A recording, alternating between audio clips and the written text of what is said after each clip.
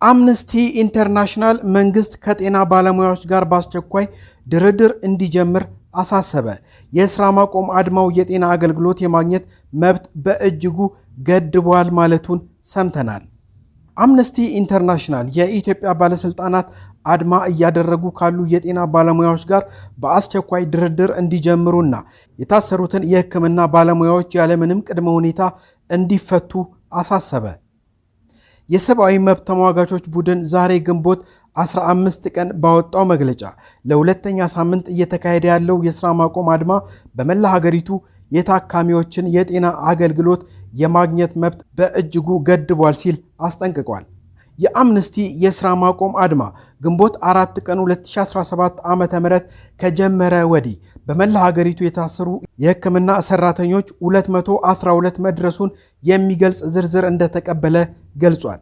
የአምነስቲ ኢንተርናሽናል የምስራቅና ደቡባዊ አፍሪካ ቀጠና ዳይሬክተር ቲጌሬ ቻጉታ መንግስት ቀውሱን የበለጠ ማራዘም የለበትም ሲሉ ገልጸው መንግስትም ሆነ የጤና ባለሙያዎች ይህንን አለመግባባት ለመፍታት የጋራና ገንቢ በሆነ ድርድር ላይ መሳተፍ እንዳለባቸው አጽንኦት ሰጥተዋል።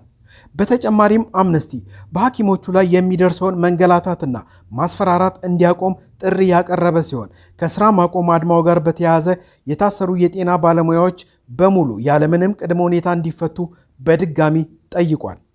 የአምነስቲው ሰው አክለውም ባለስልጣናቱ ያልተፈቱ ጉዳዮችን ለመፍታትና የጤና አገልግሎቶችን እንደገና ለማስጀመር በማሰብ አስቸኳይ ወደ ድርድር ጠረጴዛ መምጣት አለባቸው ብለዋል።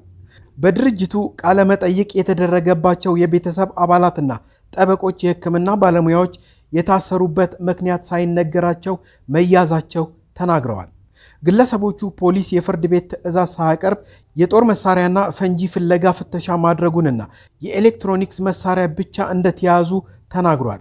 በቁጥጥር ስር ከዋሉት መካከል በስራ ማቆም አድማው ላይ ያልተሳተፉ ፓቶሎጂስቶች ዶክተር ማህሌት ጉሹ እንደሚገኙ ድርጅቱ የገለጸ ሲሆን ዶክተር ማህሌት በቅርቡ በቢቢሲ ፖድካስት ላይ ቀርባ ተሞክሯን ማካፈሏን ተከትሎ ከቀናት በኋላ በቁጥጥር ስር መዋሏ ተገልጿል። አምነስቲ በአሁኑ ወቅት በአዲስ አበባ ፖሊስ ኮሚሽን ዋና መስሪያ ቤት ውስጥ ታስረው ከሚገኙት ቢያንስ 20 ከሚሆኑ የጤና ባለሙያዎች መካከል አንዷ መሆኗን አምነስቲ በመግለጫው ገልጿል። ቀደም ሲል አዲስ ስታንዳርድ ዶክተር ማህሌት ጉሽን የቤተሰብ አባል ዋቢ በማድረግ እንደዘገበው ዶክተር ማህሌት ጉሽ ሰኞ ግንቦት 11 ቀን 2017 ዓ.ም ረፋድ 5 ሰዓት አካባቢ 4 ኪሎ ባሻ ወልዴ ኮንዶሚኒየም ከሚገኘው መኖሪያ ቤታቸው በጸጥታ አካላት ተወስደዋል። በወቅቱ ከቤት ሰራተኛዋ ውጪ በቤታቸው ማንም እንዳልነበረ የገለጹት የቤተሰብ አባሉ አንድ የአዲስ አበባ ፖሊስ ዩኒፎርም የለበሰና ሲቪል የለበሱ ቀሪ 4 በአጠቃላይ 5 የጸጥታ አካላት ቤታቸው በመግባት ያለ ፍርድ ቤት መጥሪያ እንደወሰዷቸው ነው የተናገሩት።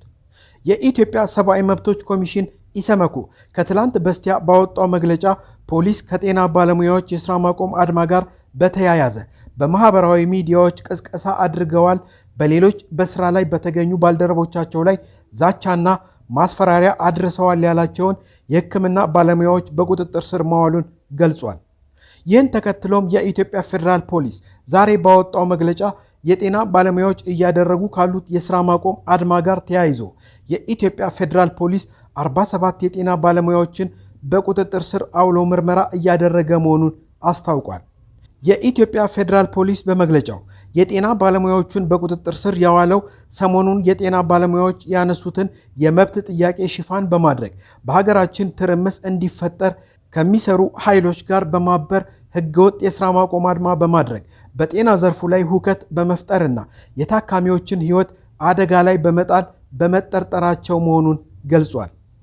ተጠርጣሪዎቹ የጤና ባለሙያዎች ያነሱትን የደሞዝና የጥቅማ ጥቅም ጥያቄ እንደ ሽፋን በመጠቀም ህገወጥ የሥራ ማቆም አድማ በማድረግ ሌሎችም ስራ እንዲያቆሙ ለአድማ በማነሳሳት የታካሚዎች ሕይወት ለሞትና ለአደጋ እንዲጋለጥ በማድረግ ሁከትና ብጥብጥ በመፍጠር የተጠረጠሩ ናቸውም ብሏል። የጤና ባለሙያዎቹን እስር በተመለከተ ቻጉታ ደሞዝና ምቹ የሥራ ሁኔታዎችን በመጠየቃቸው ቢያንስ 20 የጤና ባለሙያዎች መታሰራቸው አሳፋሪና በጣም አሳሳቢ ነው ብሏል። ድርጅቱ ባለስልጣናት የህዝብ ጤና ኢንቨስትመንትን እንዲጨምሩም አሳስቧል። መንግስት እንደ ጤና ላሉት ወሳኝ የህዝብ አገልግሎቶች ከፍተኛውን በጀት መመደብ አለበት። ይህም ከመንግስት ዓለም አቀፍ የሰብአዊ መብቶች ግዴታዎች ጋር የሚስማማ ነው ብሏል አምነስቲ።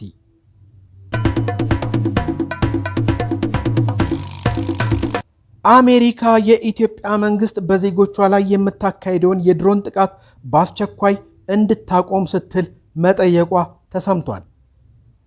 በኢትዮጵያ የአሜሪካን አምባሳደር ኤርቪን ማሲንጋ ዛሬ ግንቦት 15 ቀን 2017 ዓ.ም ባስተላለፉት መልእክት የፌዴራል መንግስት በዜጎች ላይ የሚፈጽመውን የድሮን ጥቃት በአስቸኳይ እንዲያቆም ጠየቁ። በሀገሪቱ ላሉ ችግሮችም መፍትሄ ያብጅም ብለዋል። አምባሳደሩ በመልእክታቸው ኢትዮጵያ ተጨማሪ የግጭት ዓመት እያሳለፈች መሆኗን በማስታወስ ግጭቶቹ በሁሉም ኢትዮጵያውያን ላይ የሚያሳድረውን ተጽዕኖ ማሰላሰል ወሳኝ ነው ሲሉም ተደምጠዋል። ለኢትዮጵያ የእርስ በርስ ግጭቶች ዘላቂ መፍትሄዎችን ለማምጣት ለሕዝቦቿ ቅድሚያ ትኩረት መስጠት ያሻል ያሉት አምባሳደሩ የተፈናቀሉ ዜጎች ወደ ቤታቸው እንዲመለሱ በማድረግ ሕፃናት ትምህርታቸውን እንዲከታተሉና የጤና አገልግሎት እንዲያገኙ በማድረግ እንዲሁም የትጥቅ ትግል አካል ተደርጎ በመተግበር ላይ የሚገኘውን ሕገወጥ አሰራሮችን ሊወገዱ ይገባል ሲሉ አስታውቀዋል። ዩናይትድ ስቴትስ የፋኖ ኃይሎች ተጨባጭና ሰላማዊ ግብ ያላቸው ጉዳዮችን እንዲያቀርቡ ትጠይቃለች ያሉት አምባሳደሩ በኦሮሚያ የሚካሄደውን ጦርነት ለማስቆም የኦሮሞ ነጻነት ሰራዊት የተጀመረውን ድርድር እንዲያስቀጥልም አሳስበዋል። ሰላምና መረጋጋት ለማስፈን መጣር ያለብን ጊዜ አሁን ነው ሲሉ መልእክታቸውን ቋጭተዋል። ቀደም ሲል በአሜሪካው አምባሳደር ኤርቪን ማሲንጋ ዛሬ ረፋድ ላይ አወጡት ካልነው መረጃ ጋር በተያያዘ የአሜሪካ ኤምባሲ ከሰዓታት በፊት አውጥቶት የነበረውንና አምባሳደር ኤርቪን ማሲንጋ የፌዴራል መንግስት በራሱ ህዝብ ላይ የሚፈጽማቸውን የድሮን ጥቃቶች በአፋጣኝ እንዲያቆም ጥሪ ያቀረቡበትን ልጥፍ ከፌስቡክ እና ከትዊተር ገጾቻቸው ላይ አንስተው ለውጥ ማድረጋቸውን ተመልክተናል። እንደ አዲስ በወጣው የአምባሳደሩ መልእክት ላይ የድሮን ጥቃትን በተመለከተ ለፌዴራል መንግስት የቀረበው ጥሪ መንግስት ከኃይል ውጭ ያሉ ሰላማዊ አማራጮችን መፈለጉን እንዲቀጥል በሚጠይቅ ጥሪ ተተክቷል። አምባሳደር ማሲንጋ ያስተላለፉት የመጀመሪያው መልእክታቸውን በኤምባሲው የፌስቡክ እና ትዊተር ገጾች ላይ የተለጠፈው ዛሬ አርብ ግንቦት 15 2017 ዓ.ም ረፋድ 4 ሰዓት ተኩል ገደማ ነበር።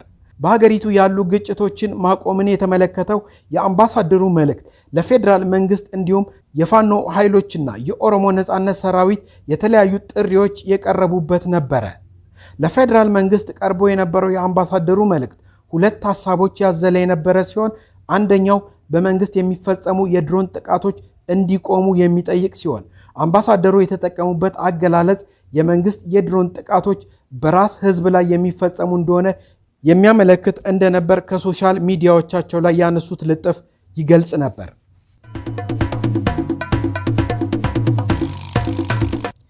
የአዲስ አበባ ከተማ መታወቂያ የአገልግሎት ዘመንና ሌሎች ማሻሻያዎች ሊደረጉለት መሆኑ ታውቋል።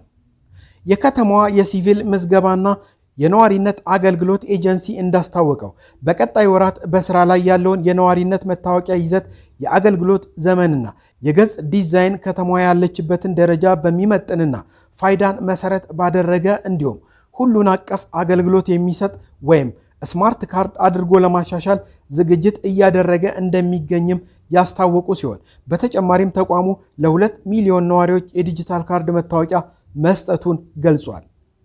ይህ የመታወቂያ የዲጂታል ምዝገባ የነዋሪውን የባዮሜትሪክ መረጃን ያካተተና ከ35 በላይ ለማስረጃነት ጥቅም ላይ የሚውሉ የግለሰብ መረጃዎች የሚመዘገቡበት ስርዓት መሆኑን ከተቋሙ የተገኘው መረጃ ይጠቁማል።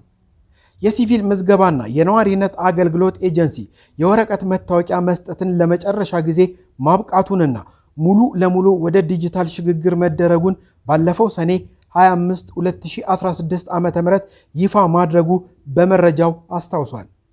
በተቋሙ የወሳኝ ኩነት ምዝገባን ጨምሮ በጠቅላላው ወደ 3 ሚሊዮን የሚጠጉ ነዋሪዎች መረጃ በዲጂታል ምዝገባ የመረጃ ቋት ውስጥ እንዳለም አመላክተዋል።